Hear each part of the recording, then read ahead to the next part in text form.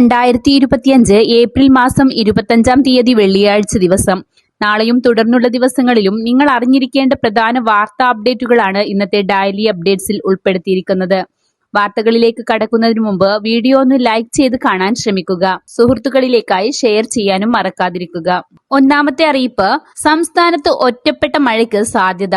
എല്ലാ ജില്ലകളിലും ഒറ്റപ്പെട്ട ഇടിമിന്നലോട് കൂടിയ ശക്തമായ മഴയ്ക്കും മണിക്കൂറിൽ 30 കിലോമീറ്റർ മുതൽ 40 കിലോമീറ്റർ വരെ വേഗതയിൽ ശക്തമായ കാറ്റിനും സാധ്യതയുണ്ടെന്ന് കേന്ദ്ര കാലാവസ്ഥാ വകുപ്പ് അറിയിച്ചു. ഞായറാഴ്ച വരെ മഴ തുടർന്നേക്കുമെന്നാണ് കാലാവസ്ഥാ വകുപ്പിന്റെ പ്രവചനം. ഇന്നലെ വിവിധ ജില്ലകളിൽ ശക്തമായ മഴ ലഭിച്ചിരുന്നു. ഇടിമിന്നലോട് കൂടിയ മഴയാണ് സംസ്ഥാനത്ത് നിലവിൽ ലഭിക്കുന്നത്. അതേസമയം പകൽ താപനില ഉയരാൻ സാധ്യതയുള്ള വിവിധ ജില്ലകളിൽ യെല്ലോ അലർട്ടും പ്രഖ്യാപിച്ചിട്ടുണ്ട്. കള്ളക്കടൽ പ്രതിഭാസത്തിന്റെ ഭാഗമായി കേരള തീരത്ത് ഏപ്രിൽ 25-ന് രാത്രി 11:30 വരെ 0.8 മുതൽ 1.7 മീറ്റർ വരെയും കന്യാകുമാരി തീരത്ത് രാത്രി 11:30 വരെ 0.8 മുതൽ 1.5 മീറ്റർ വരെയും ഉയർന്ന തിരമാലകൾ കാരണം കടലാക്രമണത്തിന് സാധ്യതയുണ്ടെന്ന് ദേശീയ സമുദ്രസ്ഥിതി പഠന ഗവേഷണ കേന്ദ്രം അറിയിച്ചു.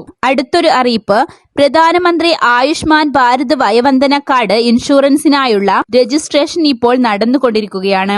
70 വയസ്സ് കഴിഞ്ഞ എല്ലാവർക്കും തന്നെ ഇതിലേക്കായി രജിസ്റ്റർ ചെയ്യാൻ ഇപ്പോൾ സാധിക്കുന്നതാണ്. അടുത്തുള്ള ഓൺലൈൻ സെന്ററുകൾ വഴി അപേക്ഷ സമർപ്പിക്കാൻ സാധിക്കുന്നതാണ്. ഗുണഭോക്താവിന്റെ ആധാർ കാർഡാണ് ഇതിനായി വേണ്ട പ്രധാന രേഖ. അതുപോലെ തന്നെ ആധാറുമായി ലിങ്ക് ചെയ്തിട്ടുള്ള മൊബൈൽ നമ്പറും ആവശ്യമായി വരും. കാരണം OTP അധിഷ്ഠിതമായ വേരിഫിക്കേഷൻ ഇതിന്റെ ഭാഗമായി ഉണ്ടാകുന്നതായിരിക്കും. അതുകൊണ്ട് തന്നെ ആധാറുമായി ലിങ്ക് ചെയ്തിരിക്കുന്ന മൊബൈൽ നമ്പർ ആക്റ്റീവ് ആണെന്ന് ഉറപ്പുവരുത്തേണ്ടതാണ്. കാർഡ് ലഭ്യമാകുന്നവർക്ക് 5 ലക്ഷം രൂപ വരെ ചികിത്സാ സഹായമാണ് ഇതുവഴി ലഭിക്കുന്നത്. എന്നാൽ ഇതിന്റെ ചികിത്സാ ക്രമീകരണങ്ങൾ നമ്മുടെ സംസ്ഥാനത്ത് ആരംഭിച്ചിട്ടില്ല. ഇതിന്റെ ആദ്യപടിയായിട്ടാണ് ഈ പദ്ധതിയിലേക്കുള്ള രജിസ്ട്രേഷനും കാർഡ് വിതരണവുമൊക്കെ ആരംഭിച്ചിട്ടുള്ളത്. അടുത്തൊരു അറിയിപ്പ്, പ്രധാനമന്ത്രി ആവാസ് യോജന ഗ്രാമീൺ പദ്ധതി പ്രകാരം ഭവനരഹിതരായിട്ടുള്ളവർക്ക് പാർപ്പിടം നൽകുന്നതിനു വേണ്ടി വിവിധ മേഖലകളിൽ പുതിയ അപേക്ഷകൾ ഇപ്പോൾ സ്വീകരിച്ചു തുടങ്ങിയിട്ടുണ്ട്. ഈ വർഷം 1 ലക്ഷത്തിൽ കൂടുതൽ പാർപ്പിടങ്ങൾക്ക് അനുമതിയായിട്ടുണ്ടായിരുന്നു. ഇതിൽ നമ്മുടെ സംസ്ഥാനത്ത് ലൈഫ് മിഷൻ പദ്ധതിയുമായി സഹകരിച്ചുകൊണ്ട് 4 ലക്ഷം രൂപ നൽകുന്ന രീതിയാണ് പ്രധാനമന്ത്രി ആവാസ് യോജന ഗ്രാമീണ പദ്ധതി പ്രവർത്തിച്ചു വരുന്നത്. വിവിധ മേഖലകളിൽ ഇതിന്റെ അപേക്ഷാ ഫോമുകൾ ഇപ്പോൾ ലഭ്യമാണ്.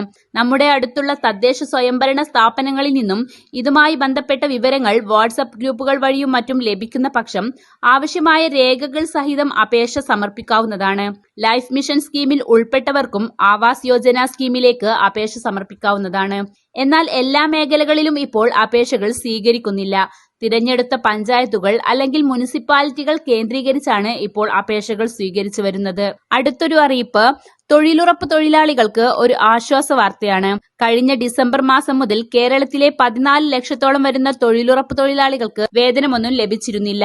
കഴിഞ്ഞ സാമ്പത്തിക വർഷം നടത്തിയ 3 കോടി അധിക തൊഴിൽ ദിനങ്ങൾക്കുള്ള തുകയായി 985.84 കോടി രൂപ കേന്ദ്രം ഇപ്പോൾ അനുവദിച്ചിരിക്കുകയാണ്. കേന്ദ്രം തുക അനുവദിക്കാത്തത് കാരണം കഴിഞ്ഞ 5 മാസമായി വേതനം മുടങ്ങിയിരിക്കുകയായിരുന്നു. എന്നാൽ ഇപ്പോൾ കേന്ദ്രം തുക അനുവദിച്ചതുകൊണ്ട് അടുത്തു തന്നെ തൊഴിലുറപ്പ് തൊഴിലാളികളുടെ വേതന വിതരണം പ്രതീക്ഷിക്കാവുന്നതാണ്. ഇതിനു പുറമെ ഈ സാമ്പത്തിക വർഷത്തെ വേതനം നൽകുന്നതിനുള്ള ആദ്യ ഘടവും ഇതോടൊപ്പം അനുവദിച്ചിരിക്കുകയാണ്. 96.83 കോടി രൂപയാണ് അനുവദിച്ചിരിക്കുന്നത്. അടുത്തൊരു അറിയിപ്പ്, കേരളത്തിലെ സ്വർണ്ണവിലയിൽ നേരിയ കുറവ്. ഇന്ന് പവന് 80 രൂപയും ഗ്രാമിന് 10 രൂപയുമാണ് വില താഴ്ന്നിരിക്കുന്നത്. ഇന്ന് ഒരു പവൻ സ്വർണത്തിന് 72,040 രൂപയും ഗ്രാമിന് 9,005 രൂപയുമാണ് വില. സംസ്ഥാനത്തെ വെള്ളി വിലയിൽ ഇന്ന് താഴ്ചയുണ്ട്.